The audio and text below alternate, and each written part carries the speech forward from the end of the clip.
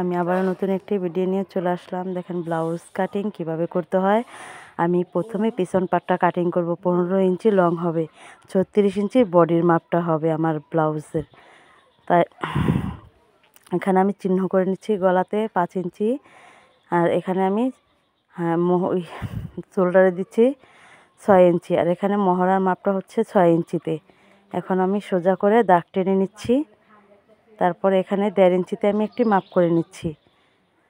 এখানে আমি 2.5 ইঞ্চিতে একটি মাপ করে নিচ্ছি। ব্লাউজের ক্ষেত্রে 2.5 ইঞ্চি দিলেই ভালো হয়, না হলে কাটটা ঝুলে পড়ে যায়। এখন এখানে আমি রাউন্ড শেপটা দিয়ে নিচ্ছি। তারপর শোল্ডারটা একটু ডাউন করে নিচ্ছি। এই তো আমি এখন কাটিংটা করব ব্লাউজের। দেখেন সুন্দরভাবে আমি কাটিংটা করে নিচ্ছি। আমি কাটিংটা করে নিচ্ছি সুন্দরভাবে। তারপর আমি পিছন পাটটা কাটিং করব। আমার সামনের পাটটা কাটিং, পিছনের পাটটা কাটিং হয়ে গেছে। এখন আমি সামনের পাটটা কাটিং করব। যারা যারা আমার ভিডিওটা দেখছেন সবাই আমার পেজটাকে ফলো করে দিবেন। আর আগে থেকে যারা পেজটাকে ফলো করেছেন তাদের জন্য অনেক অনেক ধন্যবাদ রইল। আর ইউটিউব থেকে আমার ভিডিওটা যদি দেখে থাকেন তাহলে পেজটাকে ফলো করে দিবেন, সাবস্ক্রাইব করে দিবেন আমার ইউটিউব চ্যানেলটা। এই তো এখানে আমি তালপাটটা কাটিং করে নিলাম। এখন আমার দুটো পাটি কাটিং হয়ে গেছে। এখন আমি উপর থেকে 15 ইঞ্চি ডাউনে, 15 ইঞ্চি নিচে আমি দাগটা দিয়ে নিচ্ছি। এখানে আমি টিকিনের মার্কিংগুলো করে নিচ্ছি। কীভাবে টিকিনের মার্কিংগুলো করতে হয় দেখেন।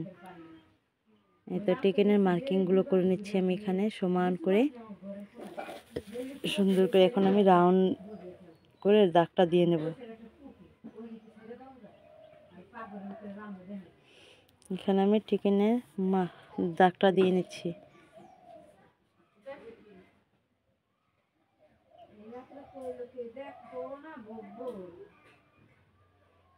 তো এখানে আমি গোল করে কাটিংটা করে নিলাম, টিকিনের জন্য মার্কিংটা করে নিচ্ছি। এখন আমি হাতাটা কাটিং করব। এটা সেলাই ভিডিওটাও আপনাদের সামনে শেয়ার করব আমি। আপনারা আমার অনেক সুন্দর একটি ফ্রেন্ড। এখন আমি হাতাটা কাটিং করে নেব।